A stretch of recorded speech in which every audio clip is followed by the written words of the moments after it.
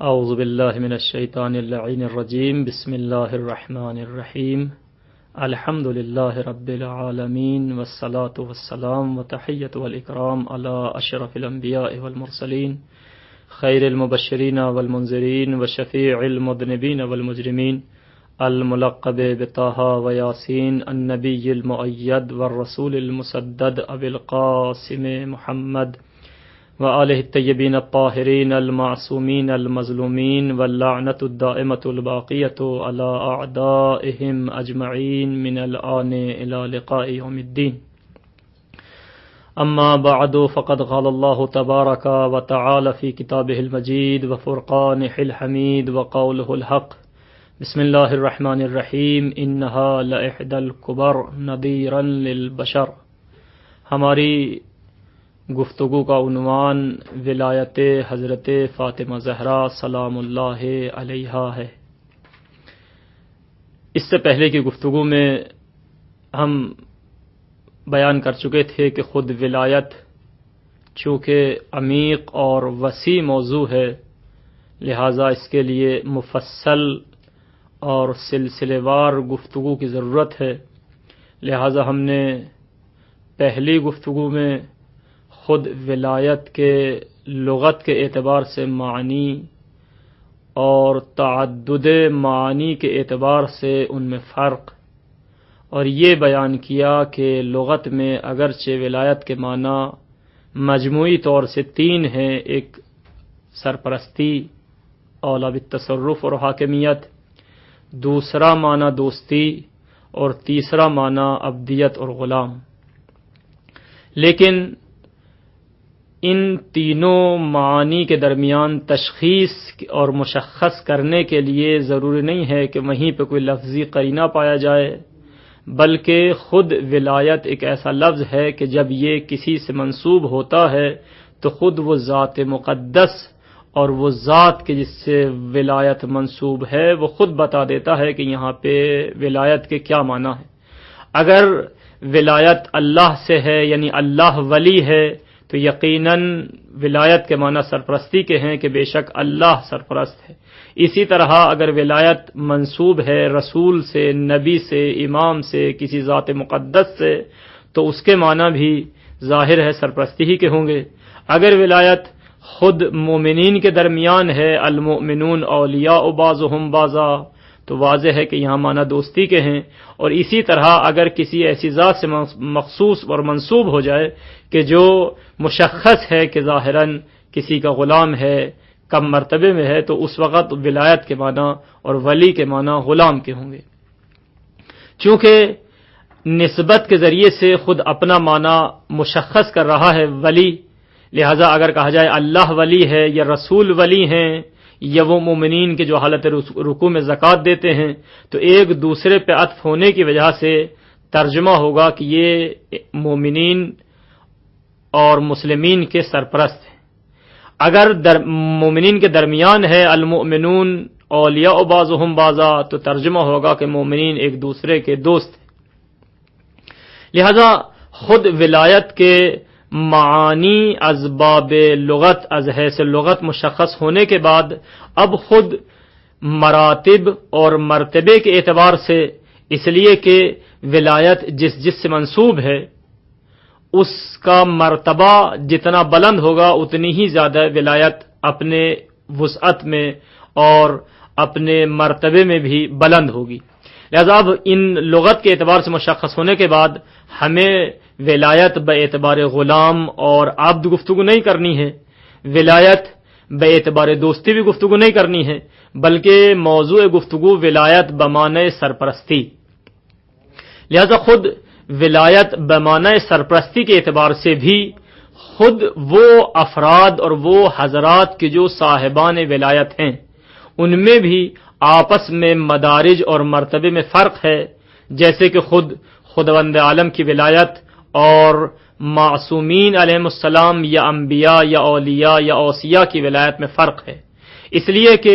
خداوند عالم کی ولایت بذات ہی ہے اور معصومین انبیاء اور رسول علیہ السلام کی ولایت خداوند عالم کی جانب سے عطا کردہ ہے۔ لہذا ظاہر ہے ان کی ولایت اب خداوند عالم کے مقابلے پہ نہیں ہے کہ یہ ہم عرض اور ایک دوسرے کے مقابل میں ہوں، اور اگر یہ مشکل آ جائے کہ جناب ہم عرض کے معتقد ہیں تو یہیں سے پھر شرک کا راستہ کھل جاتا ہے، اور جو قومیں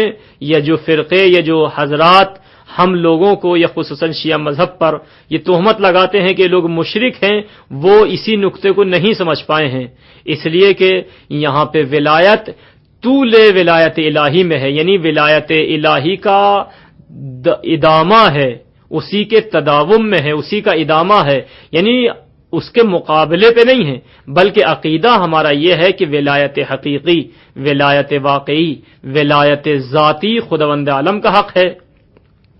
اور خداوند عالم نے کچھ ہستیوں کو اپنا نمائندہ بنا کر اس روئے زمین پر بھیجا ہے انسانی ہدایت کے لیے، اور ان کو ولایت عطا کی ہے، تمام انسانوں پر سرپرستی عطا کی ہے، جیسے کہ خود آئے ولایت میں بھی انما ولیکم اللہ ورسولہ، بے شک اللہ ولی ہے اور اس کا رسول ولی ہے، یعنی یہ ولایت خداوند عالم نے عطا کی ہے اپنے پیغمبر کو کہ پیغمبر اس تمام کائنات کے ولی اور سرپرست ہیں۔ لہذا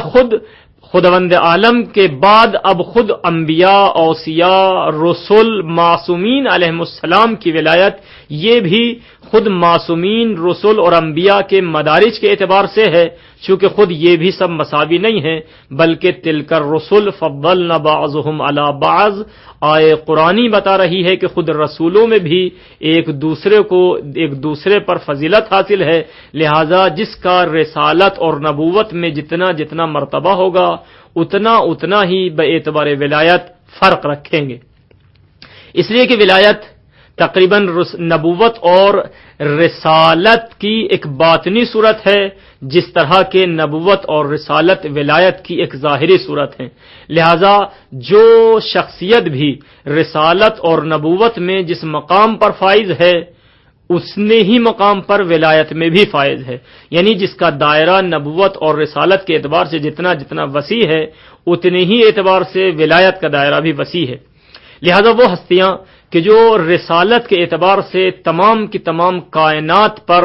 تمام کی تمام بشریت پر، بلکہ ما سوی اللہ ہر شے پر بعنوان نبی، بعنوان رسول بن کر آئے ہیں، ان کی رسالت، ان کی ولایت بھی اتنی ہی زیادہ وسیع ہے۔ لہذا ہمارے حضرت پیغمبر اکرم محمد مصطفیٰ صلی اللہ علیہ وآلہ وسلم، ان کی رسالت بھی تمام کی تمام مخلوقات پر ہے، تو اسی طرح ان کی ولایت بھی تمام کی تمام مخلوقات پر، اور جس طرح ان کی ولایت عام ہے، یعنی تمام کی تمام مخلوقات پر ان کی ولایت پائی جاتی ہے، اسی طرح وہ ہستیاں کہ جن کو ولایت رسول اکرم کے تداوم میں، ادامے میں حاصل ہوئی ہے، جیسے کہ خود آئے ولایت میں بھی کہ جہاں اللہ کی ولایت کو پیش کیا گیا ہے وہیں پر اسی پہ عطف رسول کی ولایت ہے، اور رسول کے بعد پھر وہ مومنین کے جو حالت رکوع میں زکوٰۃ دیتے ہیں ان کی ولایت بھی رسول اکرم کی ولایت پر عطف ہے۔ لہذا جتنا دائرہ وسیع رسول اکرم کی ولایت کا ہے، اتنا ہی دائرہ ائمہ معصومین علیہم السلام کے جو اس آیت کے مصداق ہیں ان کی ولایت کا بھی۔ انہی ذوات مقدسہ میں حضرت فاطمہ زہرا سلام اللہ علیہا ہیں کہ جن کے سلسلے میں ہمارے پاس قرآن کریم کی آیات بھی متعدد ہیں، احادیث بھی متعدد ہیں، بلکہ بہت سی آیات اور روایات سے تو یہاں تک استشہاد ہوتا ہے کہ ان کی ولایت خود ائمہ معصومین علیہم السلام سے مافوق ہے، اس لیے کہ وہ روایات کہ جہاں پر یہ بیان کیا گیا ہے کہ ہم مخلوق پر حجت الہی ہیں اور ہماری جدہ جناب فاطمہ سلام اللہ علیہا ہم پر حجت ہیں، یہ ہمارے 11ویں امام حضرت امام حسن عسکری علیہ السلام کی حدیث کہ ہم مخلوق پر حجت اور جناب سیدہ ہم پر حجت، لہذا خود جناب سیدہ سلام اللہ علیہا کا مرتبہ اس حدیث سے مشخص اور واضح ہو جاتا ہے۔ بہرحال ولایت کے اعتبار سے یہ تمام کی تمام ہستیاں، یہ تمام کے تمام افراد و حضرات اس ولایت کے مستحق ہیں کہ جس کو ہم نے عنوان گفتگو قرار دیا ہے۔ لہذا ولایت اس پہلے معنی میں ولایت بمعنی سرپرستی، ولایت بمعنی حاکمیت اور اولا بالتصرف میں یہ تمام کی تمام ہستیاں شامل ہیں، لیکن خداوند عالم کے بعد جتنے بھی صاحبان ولایت ہیں ان کے اپنے اپنے مدارج اور مراتب کے اعتبار سے ولایت کا دامن اتنا ہی وسیع ہے۔ یہ لغت کے معنی مشخص ہونے کے بعد اب مسئلہ پہنچتا ہے خود ولایت کے مراتب، ولایت کے مدارج اور ولایت کی طبقہ بندی۔ لہذا ولایت ایک ایسا لفظ ہے کہ جو بہت عرف عام سے لے کر کے خود خداوند عالم کی ذات مقدس کے لیے لفظ ولی کا استعمال ہوا ہے، یعنی خود عام اور عرف عام میں بھی لفظ ولی کا استعمال ہے، یعنی ایک عام انسان بھی اس کو بھی آپ ولی کہہ سکتے ہیں، اور انبیاء، اوصیاء، ائمہ اور اس کے بعد خود خداوند عالم کو بھی انما ولیکم اللہ ورسولہ، خود اللہ ولی ہے۔ لہذا مدارج ہیں ولایت کے، یعنی ولایت کلمہ ایسا ہی نہیں ہے کہ یوں ہی سب کے لیے یکساں ہو، بلکہ چونکہ خداوند عالم کے لیے بھی ولی کا استعمال ہوا ہے، ائمہ اور رسول اور انبیاء کے لیے بھی ولی کا استعمال ہے، جیسے کہ ہم اولیاء الہی کہتے ہیں، انبیاء رسول اولیاء الہی ہیں، تو یہاں پہ خود یہ ولی ہیں۔ اور اس کے علاوہ پھر عرف عام میں بھی بہت سی جگہ ایسی ہیں کہ جہاں پہ کلمہ ولی کا استعمال ہوتا ہے، لہذا ہم خود عرف عام اور سب سے پہلے مرتبے سے کلمہ ولی کی تشریح لے کے چلتے ہیں۔ آپ دیکھتے ہیں بحث عقد و ازدواج میں مسئلہ آتا ہے کہ بیٹی کے ازدواج کے لیے، لڑکی کی شادی کے لیے، لڑکی کے عقد کے لیے اس کے ولی کی اجازت ضروری ہے۔ یہاں پہ ولی کی اجازت ضروری ہے، ولی بمعنی سرپرست ہے، لیکن یہ سرپرست اور خدا کی سرپرستی میں بہت فرق ہے۔ یہ ظاہر ہے یہ بیٹی کا سرپرست ہے، لیکن فقط اس کی سرپرستی اتنی ہی ہے کہ وہ اچھائی اور برائی کے معاملے میں اختیار رکھتا ہے، لہذا وہ زیادہ مستحق ہے اس بات کا کہ اس لڑکی کی اس لڑکے سے شادی ہو یا نہ ہو۔ لہذا فقہا اور عرف عام میں کہا جاتا ہے کہ لڑکی کی شادی کے لیے، لڑکی کے عقد کے لیے ولی کی شرط، ولی کی اجازت، ولی کا ہونا ضروری۔ تو یہاں پہ ولی، لیکن یہ بھی بہرحال ایک ولی کی قسم ہے اور بمعنی سرپرستی ہے۔ لہذا پہلا مرحلہ اور سب سے نیچا مرحلہ تو یہی ہے کہ جو ولایت اب اور ولایت جد ہے، یعنی باپ ولی ہے، دادا ولی ہیں، یہ اپنے ہی اسی دائرے کے اندر ولی ہیں، لیکن بہرحال لغت کے اعتبار سے بمعنی سرپرست ہیں، بمعنی اولا بالتصرف ہیں، لیکن اولا بالتصرف صرف اسی دائرے کے اندر کہ جتنا ان کو اختیار دیا گیا ہے، یعنی یہ شادی کے لیے منع کر سکتے ہیں، شادی کے لیے اجازت دے سکتے ہیں، اتنا فقط ان کو تصرف اور اولویت اور حاکمیت کا حق حاصل ہے، اس سے زیادہ نہیں۔ لیکن بہرحال ولایت ان کے لیے ثابت ہے، یعنی ولایت اب، ولایت جد، اور باپ اور دادا کے علاوہ اور بھی جو بھی لڑکی کی بنسبت ولی ہو، چاہے اس کی ماں ہو یا جو بھی ہو، یہ سب ولایت رکھتے ہیں۔ اس سے مرحلہ اور آگے بڑھتا ہے، وہ ہے مراجع تقلید کا، جس کو ولایت فقیہ کا مسئلہ سامنے آتا ہے۔ لہذا ان کی ولایت بھی اپنے اسی فقہ و فقاہت اور مرجع تقلید اور تقلید و مرجعیت کے دائرے کے اندر صاحبان ولایت ہیں، ولایت رکھتے ہیں، اور ولایت کے معنی یہی ہیں کہ آپ ان سے ان کے کہے ہوئے فتوے پر یا ان کے حکم پر ان کی اطاعت کریں، ان کی اتباع کریں۔ لہذا اگرچہ یہ نقطہ اس میں ظریف ہے کہ کلمہ ولایت میں دو عنصر کا پایا جانا ضروری ہے، یعنی جس کی آپ نے ولایت تسلیم کی ہے یا جو آپ کا ولی ہے اس کے ولایت آپ رکھتے ہیں، کا مطلب یہ ہے کہ ایک ولایت میں پہلا عنصر محبت ہو اور دوسرا عنصر اطاعت، اس لیے کہ اگر تنہا اطاعت ہے تو اطاعت زبردستی بھی کرائی جا سکتی ہے، لہذا ولایت نہیں ہوگی وہاں پہ جہاں پہ زبردستی اطاعت کرائی جائے۔ لہذا خود ولایت میں یہ دو عنصر بذات ہی پائے جاتے ہیں کہ جو ولی ہے یا جس کی ولایت آپ تسلیم کیے ہوئے ہوں اس سے محبت بھی رکھتے ہوں اور اس کی اطاعت بھی کرتے ہوں۔ یہ دونوں کے دونوں عنصر جب ملتے ہیں تو ولایت وجود پاتی ہے، یعنی ولایت میں محبت اور اطاعت دونوں شرط ہیں، دونوں لازم ہیں۔ لہذا دوسرا مرحلہ ولایت کا ولایت فقیہ، مرجع تقلید اور اس طرح کے تمام بزرگان کے جو ہماری گردنوں پر حق رکھتے ہیں، یہ بھی صاحبان ولایت ہیں، لیکن ان کی ولایت بھی اپنے اسی دائرے کے درمیان کہ جتنا ان کو اختیار ہے اسی اختیار کے محدودے میں، اسی اختیار کے دائرے میں ان کی ولایت ہے۔ اس کے علاوہ یعنی تقریباً تیسرے مرحلے میں جو ولایت کی قسم آتی ہے وہ ولایت تشریعی ہے. چوتھا مرحلہ ولایت کا ولایت تکوینی ہے، اور ہمارا اصلی نقطہ اور موضوع اور عنوان گفتگو تقریباً اسی مرحلے پہ جا کے ختم ہونی ہے کہ حضرت فاطمہ زہرا سلام اللہ علیہا ولایت تکوینی رکھتی ہیں. ظاہر ہے کہ جو ولایت تکوینی رکھتا ہو وہ ولایت تشریعی بھی رکھتا ہے، اور جو ولایت تشریعی اور ولایت تکوینی رکھتا ہو وہ نیچے کے جتنی بھی ولایت کی اقسام ہیں، جو ولایت اب میں بیان کی ہے، ولایت جد میں بیان کی ہے، ولایت فقیہ میں بیان کی ہے، مرجع تقلید کے مسئلے میں، یہ تمام کی تمام ولایتیں وہ بدرجہ اولا رکھتے ہیں، اس لیے کہ آخری نقطہ ولایت کا ولایت تکوینی. لہذا خود ولایت تشریعی کا اگرچہ تصور ایک دوسری طرف سے ہوتا ہے اور اسی وجہ سے اشتباہ اور غلط بیانی شروع ہو جاتی ہے. ولایت تشریع یعنی شریعت میں تامل اختیار ہونا، لیکن شریعت میں تامل اختیار ہونے کا مطلب یہ نہیں ہے کہ جن حضرات کو، جن ہستیوں کو ہم ولایت تشریع کے معتقد ہیں کہ جناب یہ ولایت تشریعی رکھتے ہیں، تو اس کا مطلب یہ نہیں ہے کہ وہ حلال الہی کو حرام کریں یا حرام الہی کو حلال کریں. ولایت تشریعی یعنی صاحب اختیار ہیں شریعت میں، اور اصطلاح فقہ اور اصول میں ان کو شارع کا لفظ دیا جا سکتا ہے، لیکن وہ ولایت تشریع اس اعتبار سے رکھتے ہیں کہ وہ جس چیز کو بھی حلال بیان کر رہے ہیں، جس کو حرام بیان کر رہے ہیں، یہ حلال وہی بین ہی حلال الہی ہے اور وہی بین ہی حرام الہی ہے. یعنی یہ خداوند عالم کے ہم راز، ہم رضایت، ہم مشیت ہیں، جیسے کہ خود قرآن کریم کی آیت بھی وما تشاؤون الا ان یشاء اللہ، ان کی مشیت عین مشیت الہی ہے. لہذا اگر یہ حلال الہی کو بیان کر رہے ہیں تو یقیناً جس کو انہوں نے حلال بیان کیا ہے وہ اللہ کے نزدیک بھی حلال ہے، اور جس کو انہوں نے حرام بیان کیا ہے وہ یقیناً اللہ کے نزدیک بھی حرام ہے. اس لیے کہ وما تشاؤون الا ان یشاء اللہ، ان کی مشیت عین مشیت الہی ہے. یا وہ آیت کہ جہاں پہ رسول اکرم یعنی خود امیر المومنین رسول اکرم کے بستر پر سوئے ہیں اور شب ہجرت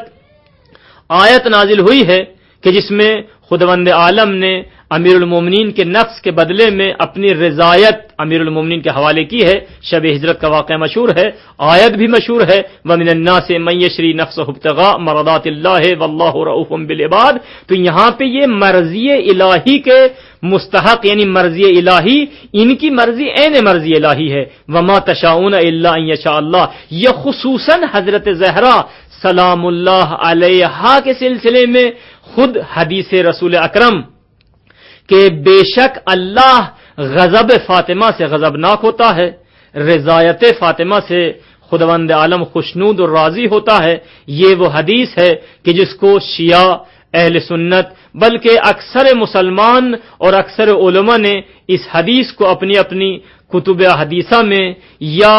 کتب مناقب میں حدیث کو بیان کیا ہے. لہذا جناب سیدہ سلام اللہ علیہا بھی انہی ہستیوں میں سے ہیں کہ جن کی مشیت عین مشیت الہی ہے، جن کی رضایت عین رضایت الہی ہے. لیکن یعنی جو ہم نے بیان کیا ولایت تشریعی، یہ ولایت تشریعی رکھتی ہیں اس اعتبار سے کہ جو لوح محفوظ پر نظر الہی ہے، جو لوح محفوظ پر حلال الہی ہے، جو لوح محفوظ پر حرام الہی ہے، اسی کو یہ انسانوں سے بیان کرتی ہیں. اور اب ولایت کا مطلب یہ ہے کہ جو چیز انہوں نے حلال بیان کی ہے ہم سب پر واجب اور لازم ہے کہ اس ولایت کے تحت اس کو حلال جانیں، اور جس شے کو انہوں نے حرام بیان کر دیا ہے ہم سب پر لازم و واجب ہے کہ اس ولایت کے تحت اس کو حرام جانیں. یعنی ولایت تشریعی میں یہ کہ یہ بیانگر اور خداوند عالم کی نظریات کو کہ جو لوح محفوظ پر احکام الہی محفوظ ہیں ان کو ہم تک پہنچاتے ہیں. البتہ یہاں پر اگر اشتباہ یہ نہ ہو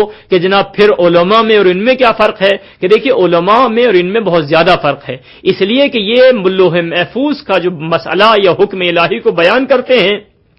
تو پہلی چیز تو یہ کہ وہ بین ہی بیان کرتے ہیں. اس کی وجہ یہ ہے کہ اصل منبع یہاں پر علم ہے.